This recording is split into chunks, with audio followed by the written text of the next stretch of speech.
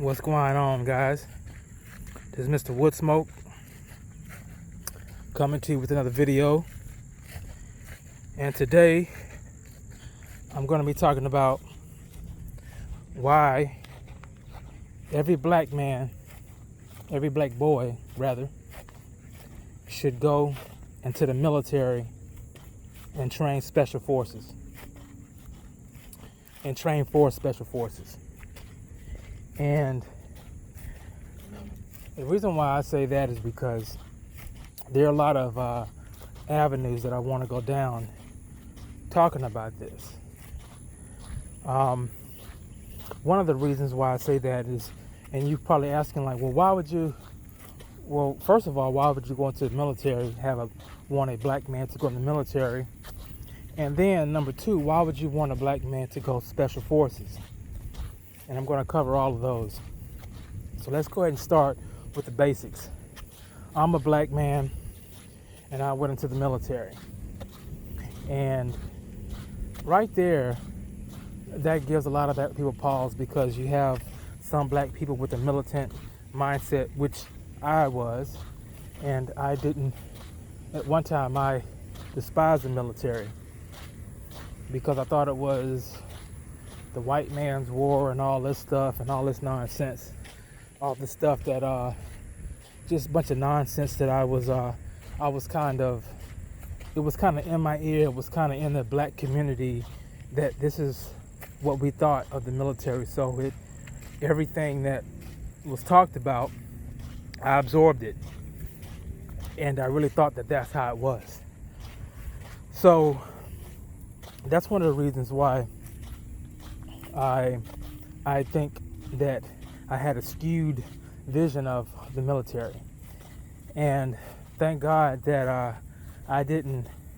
I had a more of an open mind in that I just wasn't to the point where I was, a point of no return, that I wouldn't go into the military. So thank God that I was able to rise above that and actually go into the military.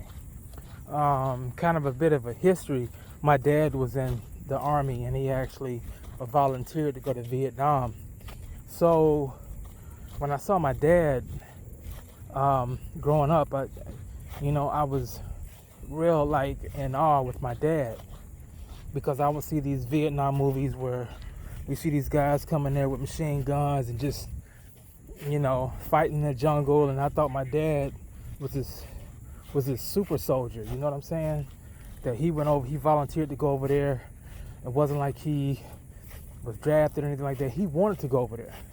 So I don't know if he was crazy or what, but one of the reasons he wanted to go over there because he wanted to get out of his dad's house. But another reason, he wanted to go and serve his country.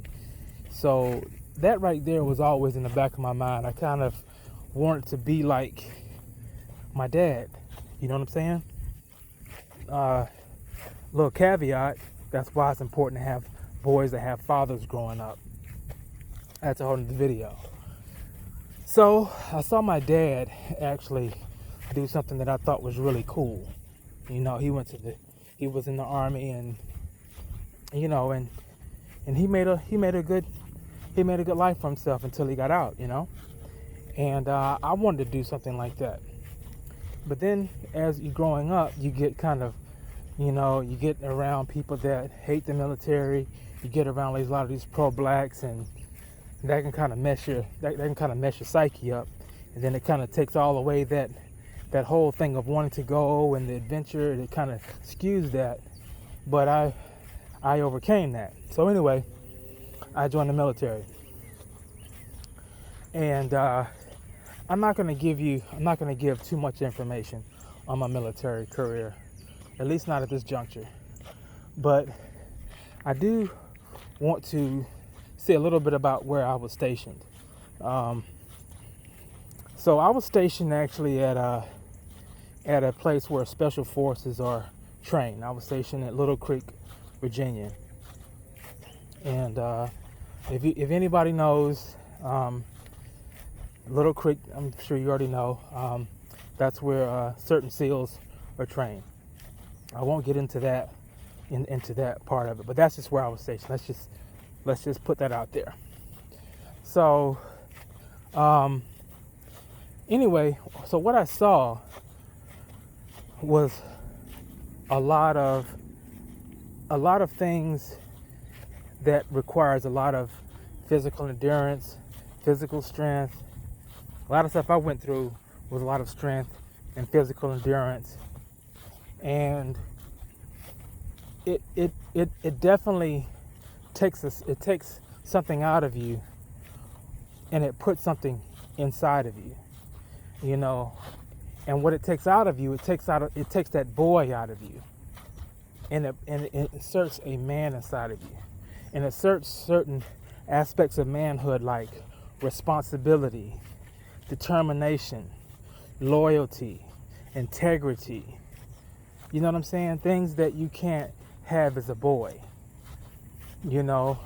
And it also gives you a sense of pride. Not that you're prideful, but it gives you a sense of pride within accomplishments. And it also gives you a sense of camaraderie. Because if you don't have your comrades, then you don't have anything. You're doomed to fail. And so you have all of those things, and those things are a cocktail for a experience, something that you can't get from anywhere else. You can't get that from college. You can't get that from the hood. You can't get that from the Boy Scouts. You can't get that from anything. You can't get that even from being with your dad 24/7. There's certain things that the military / special forces can give you that you can't get that from anywhere else. And now I want to go into the realm of special forces, because special forces, and I know the black community, if you look at what we excel in, majority of us, not all, majority, you see a lot of us excelling in a lot of extreme sports: football, boxing, UFC, baseball, basketball, a lot of these type of, you know, contact sports, ultra-violent type sports, and we excel in them.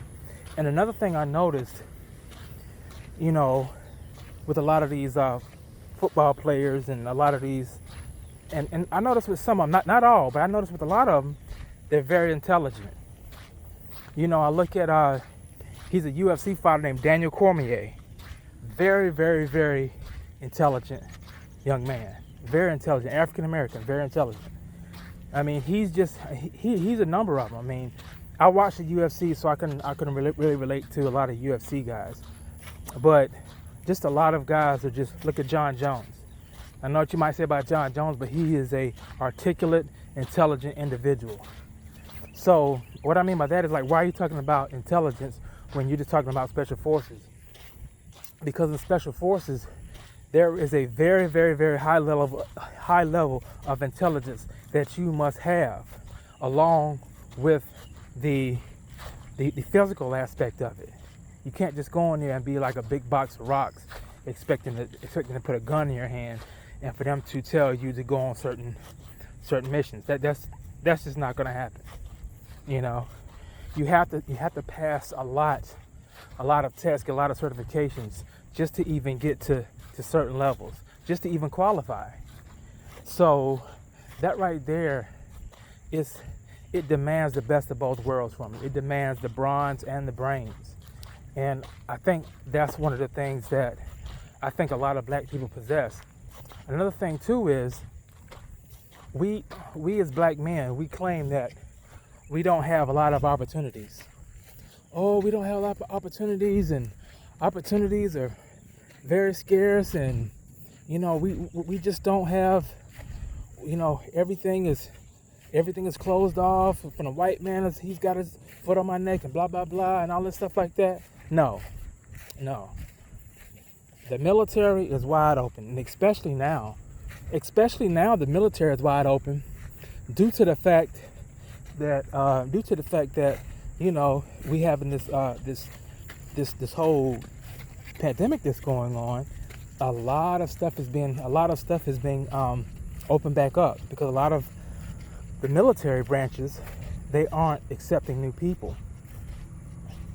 So they're not in a position where they're taking a lot. So the numbers are actually dropping. So that's what you call, they're actually in need of people. So once this pandemic finally goes away, they're going to be really in a position where they're going to be trying to recruit a lot of people, because they're trying to not bring anyone in now just because of contact. I know that they've even canceled some boot camp ceremonies. So it's a perfect time for a lot of black people to get their stuff together and to think about possibly going into the military special forces. And I think that's just like a gift. And he's like, well, why would you say it's a gift? I think it's a gift just due to the fact because there's a lot that goes into serving your country, dying for your country, loving your country. And the thing of it is that we're always taught to hate our country. Not all, but we're taught to hate our country. See, that's the thing. If we can get past this whole stigma of the way this, how this country, the history and how we think that this country was based on a certain thing or based on slavery, and we try to use that to try to hinder us. We need to think about the aspect of, if it wasn't for this country and people fighting for us, people dying for us, white and black men dying for white and black men, this wouldn't be this country. See, it took white men and it took black men dying for this country for it to be what it is. You see what I'm saying? No matter how it got started. And I can go down this path of like, oh, well, this country was started on slavery. Okay. Well, if you show me one country that wasn't started on slavery, then I'll move there. You see what I'm saying? So you can't look at, oh, well, 400 years of slavery. No, I'm not fighting for no white man. Well, that's the problem right there. Because at the end of the day, there was white men fighting for you. You see what I'm saying? So let's not get into that. But the reason why I bring all that up is because that's what hinders a lot of black men from doing that. Because they have this ideology of, well, the past, and they only look at one side. They don't look at the whole side. You see what I'm saying? They don't look at the whole side. They don't look at the fact that after 9/11, there were soldiers that were fighting, white and black soldiers fighting to keep ISIS and Al Qaeda and Boko Haram and the Taliban, to keep them from spreading and coming over to our country, even though they couldn't catch every last one of them, but they were actually doing that to help America. And as you look at it now, you don't hear anything about it. Where's the Taliban now? There is no Taliban. Where's ISIS? They're gone. Where is Al Qaeda? Gone.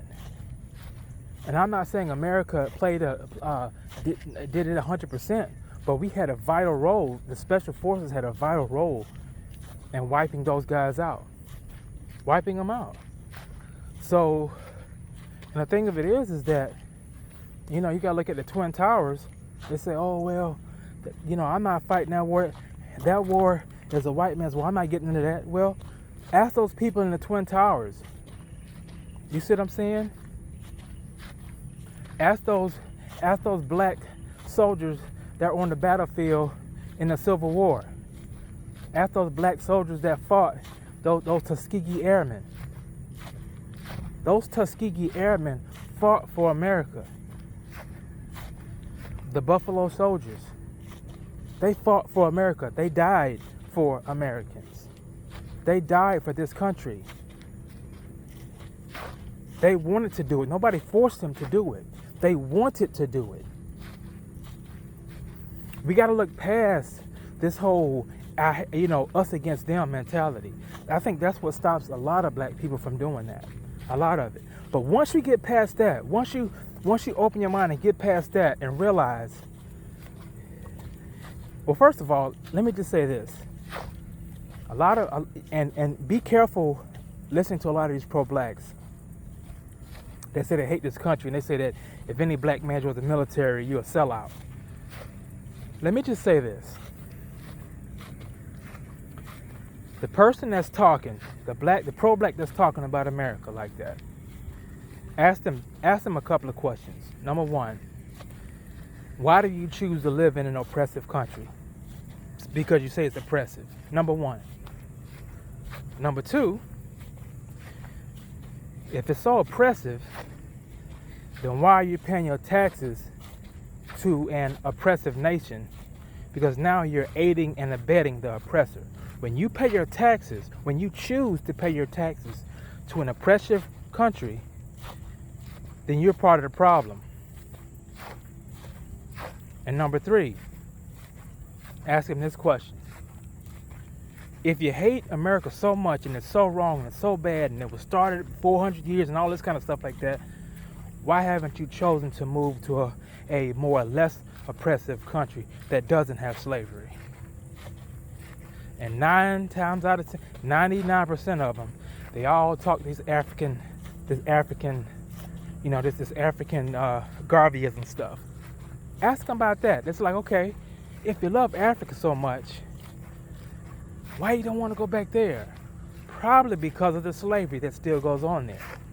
So anyway, the reason why I had to tackle that is because that's why a lot of black people don't want to go into the military. But again, once you get past that and you see that Special Forces service members, they die for all. They die for all. They die for all. They die for the black. They die for the brown. They die for all. They die for all. And the sad thing is that they don't, a lot of these Special Forces guys, they don't get nearly as much credit in the training, their livelihoods are just destroyed. When you have a Special Forces schedule, you pretty much are a loner. You are a loner. You're a loner because, first of all, even when you're around people, there's certain things that you can't say. There's certain things that you can't even hint to. So now you basically are around people, but you're in a shell. You see what I'm saying? Number two, Special Forces. When you're with Special Forces, at a drop of a dime, you can go. You know, at a drop of a dime, you can be in America today, and next thing you know, you can be in Liberia tomorrow. You know what I'm saying? And I'm not saying that as a deterrent. I'm saying that as something that a lot of people don't realize the sacrifices Special Forces has to do. You see what I'm saying? It takes a special kind of man to be Special Forces. It does. And the thing of it is that black men are always talking about finding their purpose. I don't know what my purpose is. You know, my purpose is this, my purpose is that. But let me tell you something. If you choose to live in the greatest country in the world, you have a duty to protect this wonderful country. You have a duty to protect this country. You know, you do. And I would highly recommend anyone listening to this video to think about joining Special Forces. And I'm gonna tell you the positive sides to it.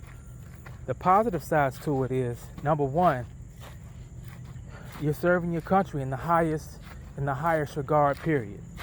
In the highest regard. Number two, any of you black men having kids, you will always be a hero to them. You will be a hero. That's being a hero is someone, to me, my dad, I always tell my dad how much of a hero he is. And you don't understand how that makes my dad feel. He's my hero. After what I see, what he did, my dad is a hero. He's my, to me, I know that's priceless. That's priceless for my dad to hear that. You know what I'm saying? That's no amount of money you can give him that can make him feel the way to feel that way after his son is calling him a hero. Number 3, with special forces, you tap into a side of you, an animalistic, primal side of you, to get the job done. There's no other job that taps into the innermost depths of you and pulls out the true man in you like Special Forces does. Because you're going to use every muscle, every breath, every fiber in your body as far as working, as far as pushing yourself to be in Special Forces. And number 4, the camaraderie. There's nothing like having a brotherhood with Special Forces. Nothing like it. I know a lot of black people come from broken homes and single mother homes. I get it. Special Forces, the brothers that you connect with will be the tightest brotherhood that you've ever had. Because they will totally give you their life in your hands to protect, and you will give your life in their hands to protect. And there's no price tag you can put on that at all. No price tag. So what I'm saying, guys, is that if you're thinking about going to the military, don't just think about going to the military. Go Special Forces. There are not really a lot of minorities, especially blacks, in the Special Forces. I challenge you. I challenge every black man listening to this to think about going Special Forces. And the thing of it is that you have what it takes. We excel almost in everything. We are inventors. We're doctors. We're lawyers. As far as sports, we're number 1 in pretty much almost in every sport. So you know that you have what it takes. So I challenge you, black man, please consider going Special Forces. Please contact them. If you want to know how, all you want to do is go to your local recruiter. And I would really highly recommend you to go to, the first thing I would recommend you to go is, of course, go to your recruiter, of course. But what I would really recommend is that you go to your local VA hospital. And just, doesn't have to be Special Forces, just talk to some of those service members. Just see the look in their eyes. Just talk to them. Just talk to them. See the fire that's still in a lot of those guys' eyes. See the love for this country, black and white.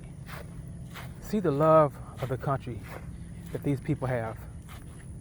And I guarantee you, once you do that, you'll feel what I'm feeling. Thank you.